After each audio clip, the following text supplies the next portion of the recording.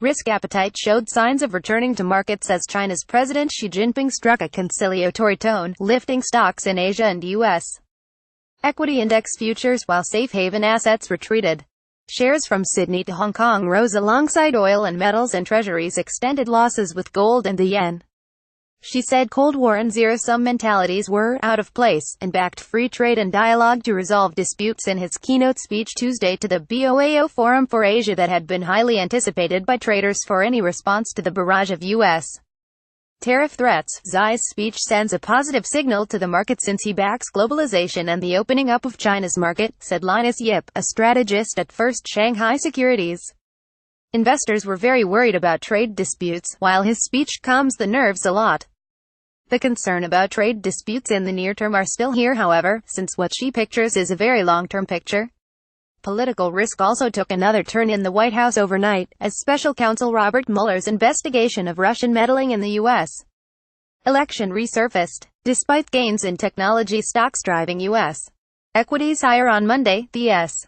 Principal Global Investors CEO Jim McCann discusses Chinese President Xi Jinping's speech.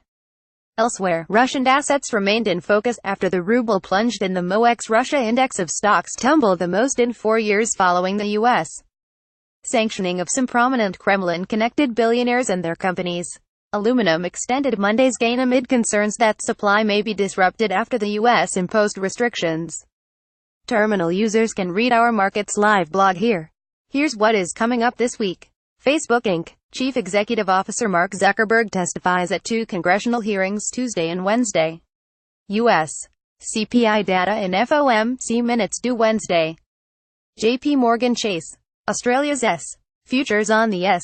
The Russian ruble nudged lower after declining more than 4% on Monday for its biggest decrease since June 2015. The Bloomberg Dollar Spot Index was flat.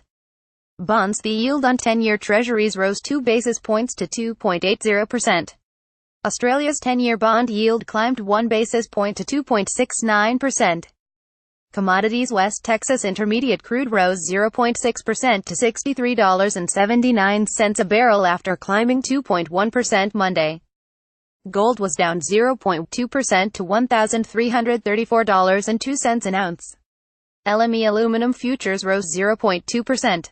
The spot price surged 6.6% on Monday, the biggest bounce since January 1992, with assistance by Jeannie Yu and Eric Lam.